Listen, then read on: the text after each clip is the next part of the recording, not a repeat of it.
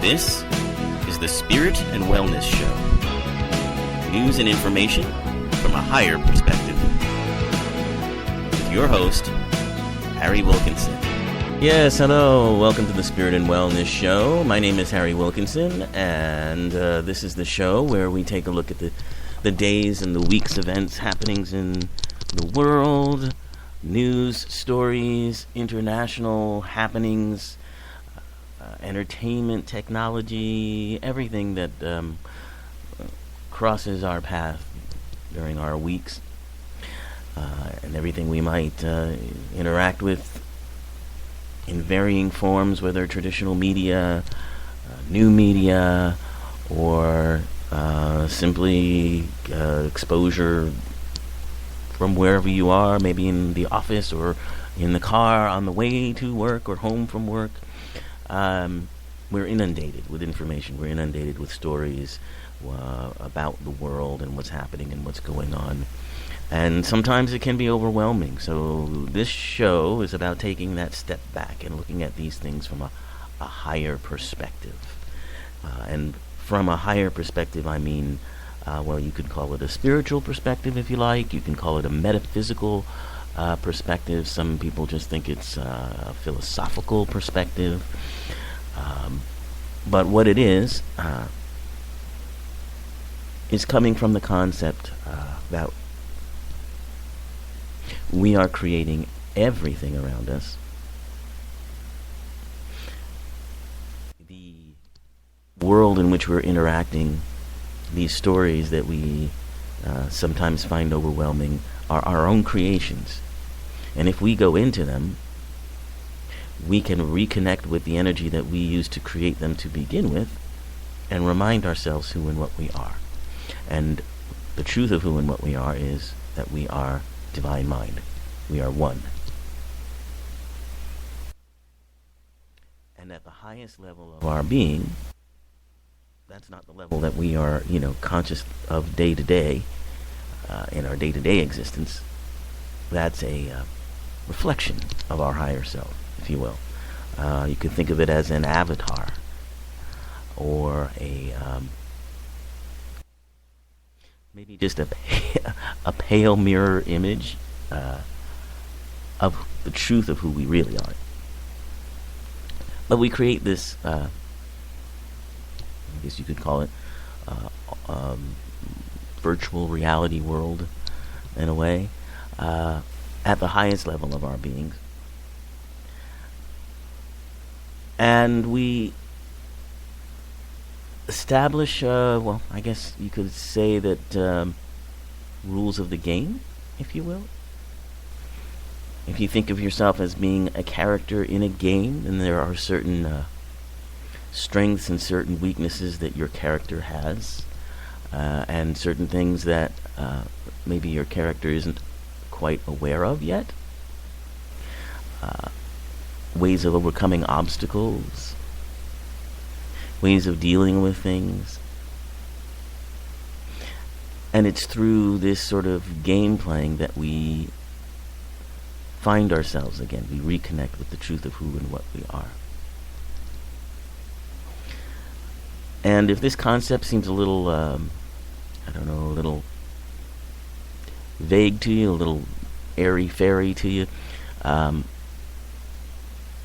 one of the things I talk about on the show all the time is what quantum physics is telling us, which is pretty much the same thing. What we put our attention on is what becomes the reality, or so-called reality. Reality doesn't really exist. Everything is are waves and particles that respond to thoughts. And what we put our attention to is what we create. So this is not something I cooked up or dreamed up. This is not something new. If perhaps you're hearing something like this from me for the first time, which I would find unusual, but it could be. Believe me, I'm not the first person to talk about these things There are many others who do, contemporary to me, but it's an idea, it's a belief, it's an understanding that's been with us for a very, very long time. I'll give you just one quote which I came across the other day, which I thought was so cool. It's from Mark Twain, the writer. And this is what he wrote,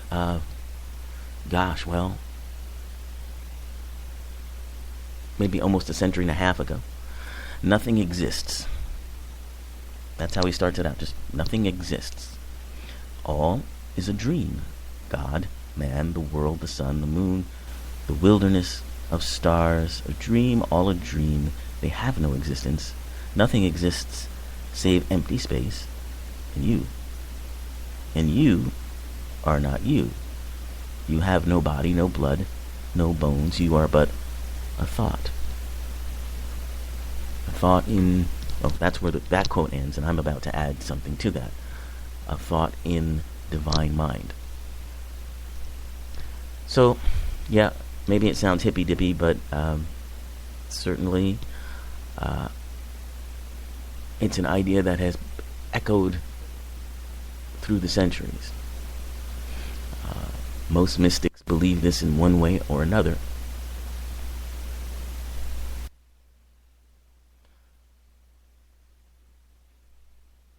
Most indigenous cultures, Native American, Aboriginal cultures in Australia, have a belief of a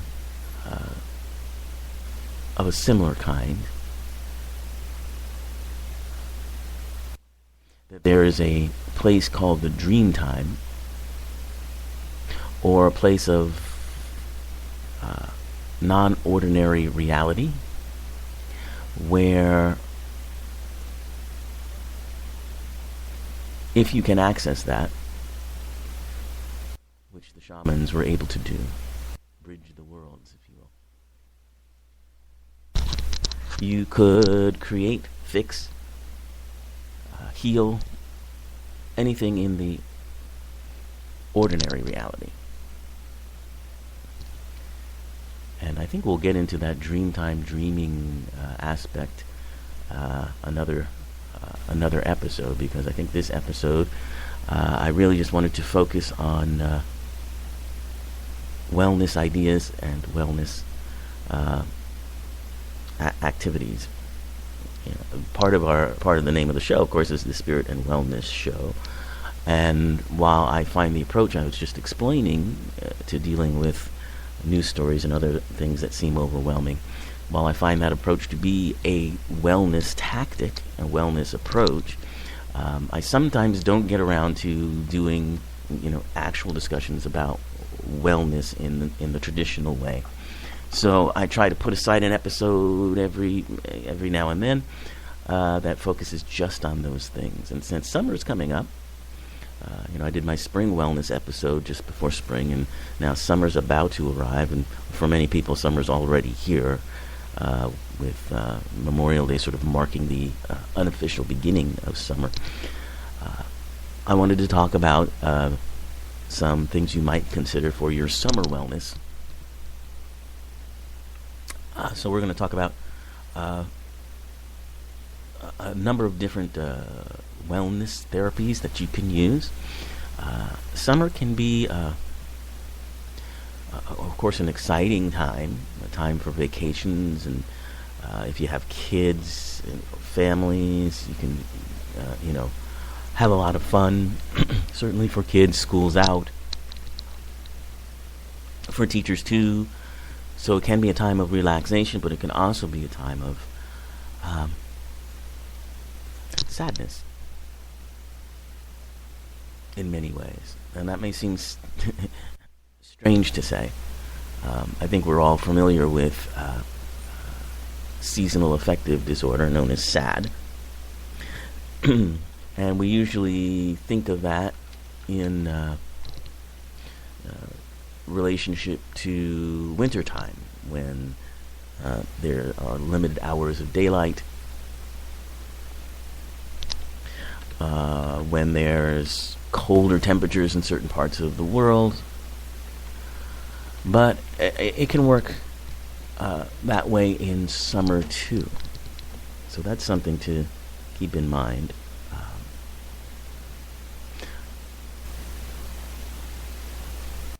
Seasonal affective disorder, SAD, has to do with the change of seasons. It doesn't necessarily uh, matter what season it is. Uh,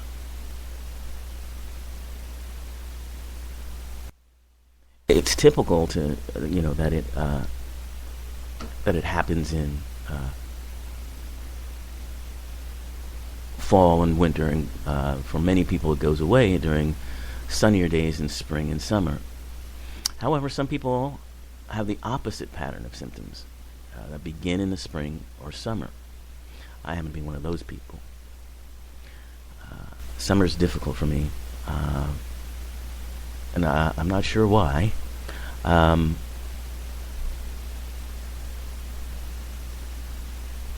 some of it has to do just with practical issues, changes in, because I'm a teacher, changes in work, and that means changes in your schedule and all of that kind of thing.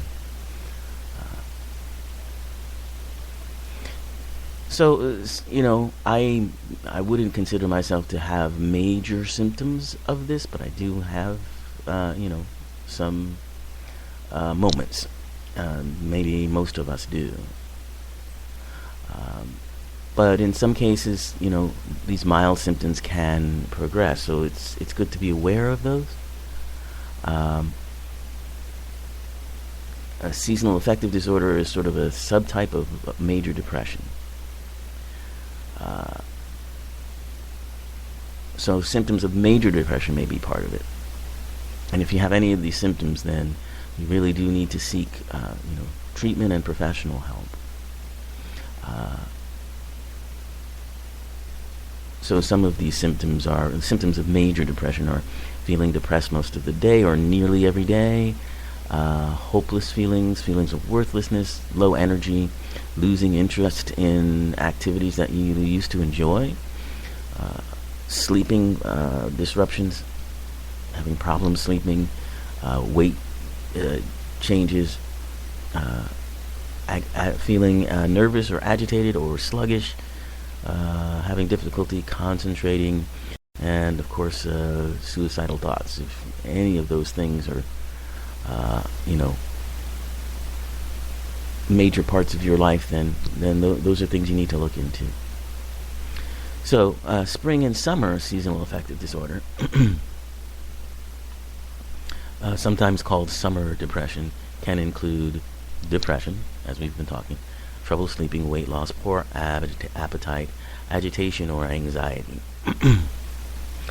And I usually don't have too much trouble with appetite. Sleeping is okay. I do feel a little depressed sometimes, and agitation and anxiety, kind of back and forth. Those are the symptoms that I deal with.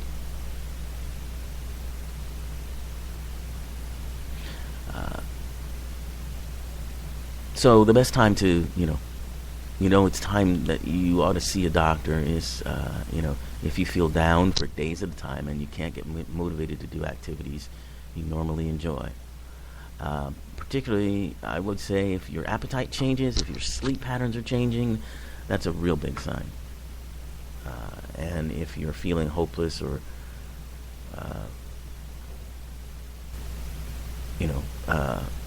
suicidal, those are again symptoms that you need to see a doctor about. Anyway, hopefully you don't have those symptoms. Hopefully summer's a pleasant time for you, but it's still a time when you can think about wellness issues.